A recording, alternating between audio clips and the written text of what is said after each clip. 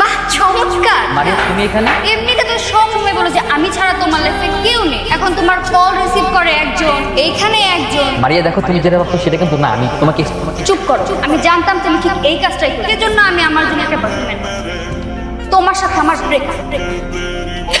What a love story. I am not happy, very happy. সারাক্ষণ শুধু একটা পেইনের মধ্যে ছিলাম, এটা করা যাবে না, ওটা করা যাবে না, এখানে যাওয়া যাবে না, ওখানে যাওয়া যাবে না, রেস্ট্রিকশনের পর রেস্ট্রিকশন। আমি আমার ফ্রেন্ড সার্কেলের সাথে কোনো হ্যাং আউট করতে পারি না।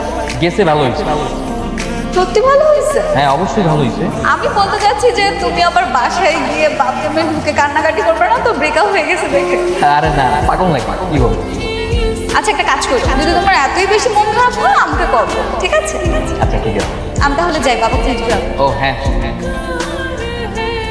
এই, দাঁড়া। তুই ওই ছেলের সঙ্গে কেন কথা বলছিলি? কি কথা বলছিলি? মানে কি মানে করছিস? আর যদি কোনোদিন দেখেছি ওই ছেলের সঙ্গে তুই ঘুরেছিস বা কথা বলেছিস, ওকে আমি টুকরো টুকরো করে কেটে বুড়ি গঙ্গায় ভাসিয়ে দেবো। ধরে যা, ধরে যা।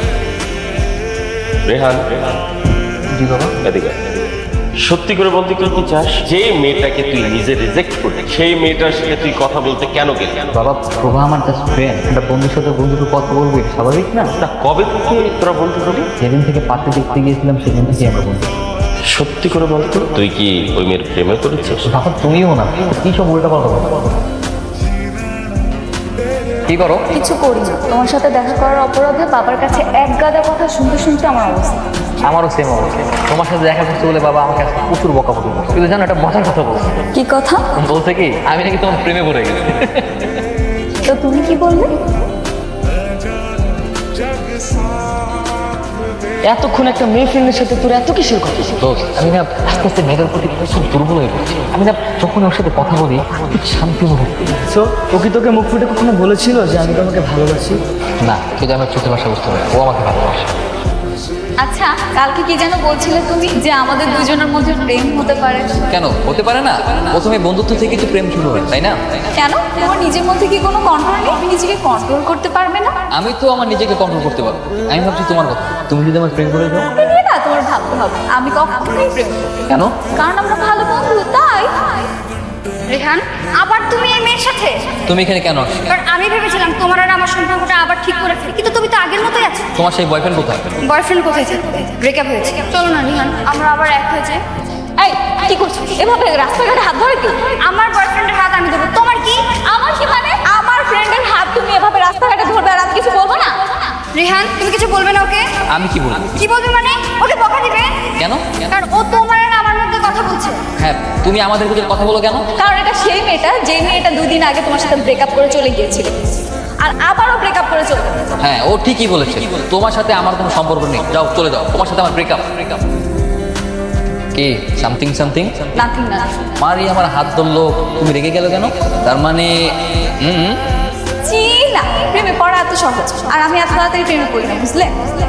আমার কেন জানি মনে হচ্ছে তুমিই পড়ছো। হ্যাঁ পড়লে পড়ছি তো কি হয়েছে? কি বললা? এমনটা ভাব তুমি মনে হয় পড়ো নাই, তুমিও তো প্রেমে পড়ছো। হ্যাঁ পড়েছি তো, কি করবো?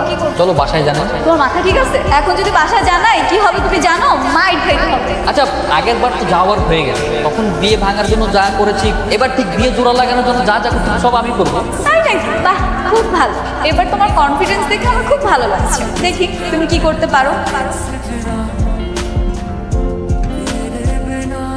কি ব্যাপার হঠাৎ এত জোরে জোরে ডাকলে কেন? কি হয়েছে? বাবা তো আমার বিয়ে ঠিক করেছে অন্য একটা নতুন ছেলের সাথে। কি বলছো তুমি?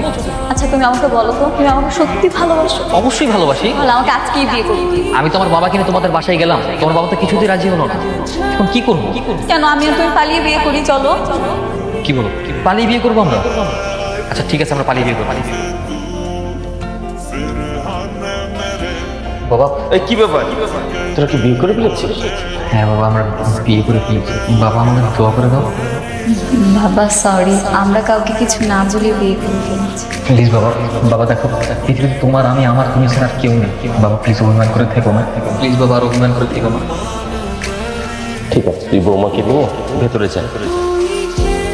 এত সুন্দর করে সাজানো গোছানো।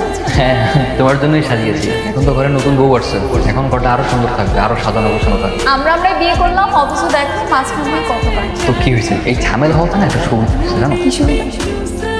এই যে এখন তোমার আমার ভিতরে যে আন্ডারস্ট্যান্ডিং, যে বন্ডিং, একজন আরেকজনের প্রতি যে টান, এই ঝামেলাগুলো ক্রিয়েট না হলে কিন্তু কোনোভাবেই সম্ভব হতো না। তা তো ঠিক আছে, হ্যাঁ। কিন্তু বিয়ের আগে কিন্তু আমাকে অনেক প্রায়োরিটি দিয়েছো। এখন যদি তুমি আমার ঠিক মতো কেয়ার না করো তাহলে কি হবে? ওকে, তুমি তো আমার পৃথিবী, আমার সারা পৃথিবী জুড়ে যখন তুমি, আমি তো চাইলে তোমাকে ফেলতে পারবো না। তো কি করতে হবে? আমার সব কিছু পূরণ করতে হবে, তাই না? কারণ আমার তো কোনো উপায় নেই আর। ওরে চাপাবাজ রে, আমার সাথে চাপাবাজি করো তাই না? চাপাবাজি করলাম, তাছাড়া ঘরের নতুন ভোগান চাপা মাছ ধরবো। তাই না?